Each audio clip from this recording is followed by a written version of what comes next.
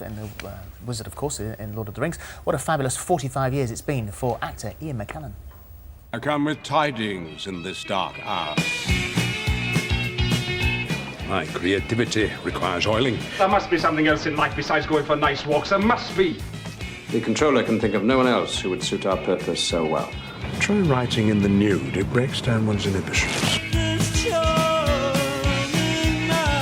Surely the good Lord had something better in mind for us than just that.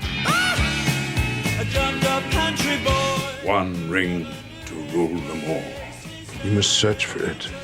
One ring to find them in the seam of your soul. One ring to bring them all.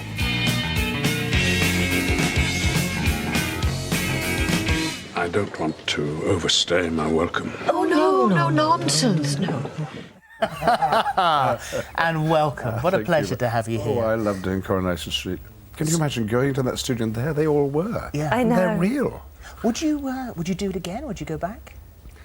Yeah, but I couldn't go back as my character because he was such a naughty man that they wouldn't have me back in the street. So He ran off with all the money, didn't he? Yes, he did. I had The to go in book club money. disguise. Yeah. So, but then he could go back and ask for As Gandalf. forgiveness. There must be My dream was, having played this con man in Coronation Street, that I should turn up about 2 weeks later in EastEnders, you know. And that had been bringing the great same character, idea. but they wouldn't have it because the soaps don't admit that the others exist. Yes. And you That's notice true. on Coronation Street, the characters never watch television. They don't know that EastEnders is around. No, of course. No. I suppose there must be, that would have thought, in the circles in which you mix, a bit of snobbery when it comes to soaps. Yeah, there probably is, but I mean, I've always had very Catholic tastes about entertainment, and the first performers I enjoyed as a kid were variety artists, you know, rather than actors. And so whether it's Shakespeare or a musical or a soap, it doesn't make any difference to me. As long as it's good, the script's got to be good. That's been the rule in my life. Is the script good? Is it the sort of thing I'd want to watch? And I can watch anything. There's a few people have said today, you've been rather disrespectful, not saying Sir Ian McKellen, but you don't use that very much, do you? Well, it's not mine. You wouldn't want to be called Mr. Schofield all the time, would you? It's a bit like that, really. So. Well, Sir Philip Schofield, I think I would use endlessly. Well, it's fun to begin with, and then to be separated out from the rest of the cast. And I never used it in the theatre. No, you want to be one of the gang. Which is why we haven't been saying. Thank you very much. Yes, you're not being disrespectful. No. Well, The Prisoner, Yeah. Phil and I have been saying all morning long that we've seen the first 2 episodes, and when that second one came to an end, I was like, oh, just desperate to see what happens. Yes. It's fantastic. It's one of those things that from the moment you start watching it, you are hooked. It's got True. the elements of mystery. You want to know what's happening. That's It's right. slightly surreal, and it just encaptures you.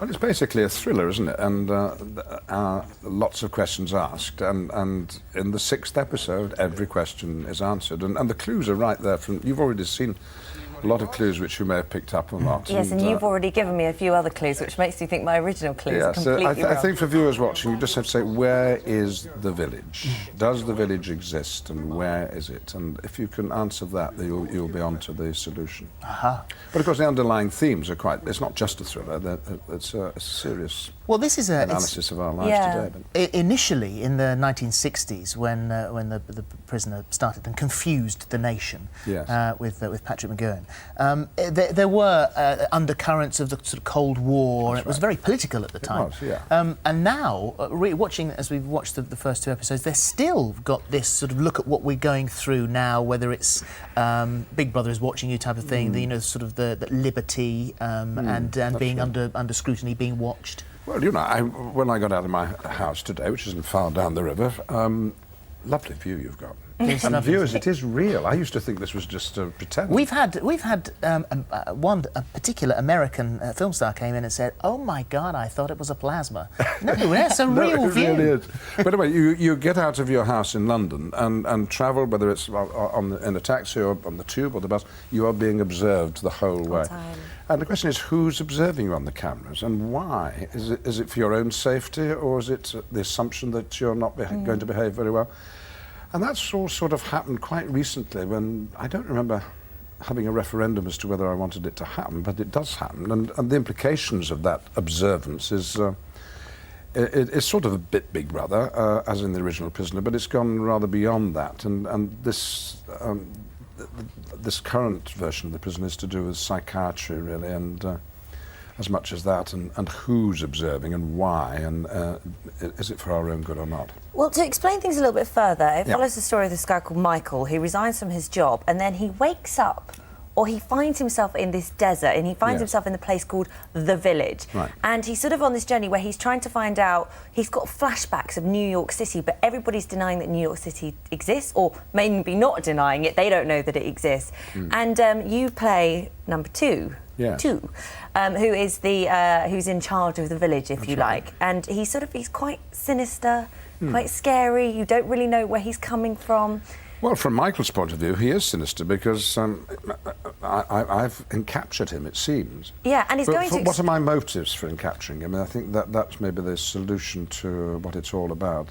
Is it for Michael's good, or because number 6 wants to get something out of him? Well, he's going number 2 wants to get something out of him. Extreme measures to convince him that he's been in the village his entire life by, introducing him to certain members of his family and things like that. And you sort of go, what's going on here? Well, it would be silly of me to explain it all to you, because, as I say, it's a thriller, and as in Agatha Christie, you don't want to know who did the murder before it's actually happened. What we can do is just show a little bit of a taster. Here you go. What's going on? You know what it is, 6. 93 deserves a decent burial. You didn't find his body. 93 is gone. He escaped. Found the way out. If 93 found the way out, 6 can convince himself that there is an out. 6 must try to escape because 6 knows there is nothing to escape from. In his mind, in his soul, 6 knows that 6 is 6. And what's you've promised us here? I don't understand a word of that. I think number 2's lying. You do say that unlike the 60s version, where the nation was left confused and has been forever confused, and Paul Merrion is now, it's still a tourist attraction. Yes, it is. Go there and see it. Difficult to get to Namibia, where this one was shot. But there is a resolution here. We do have an ending. Yeah. In the original, the plot really each week was the same. Is Patrick McGowan going to escape? How is he going to escape? Does he escape? And when it came to the end, they couldn't really work out what it was all about. But Bill Gallagher, who's written this, started with the knowing absolutely what this world was, and the question you should ask yourself, is this world a parallel world? Is the real world still there, or are we in the future? And it's in that sort of area that you'll come to. Well, it's a pleasure having you here today. Thank you Really? so much for coming in. Much It starts on Saturday, 9:30 on ITV1, and as far as we're concerned, you shouldn't miss it. Amazing. See you tomorrow. See you tomorrow. Bye.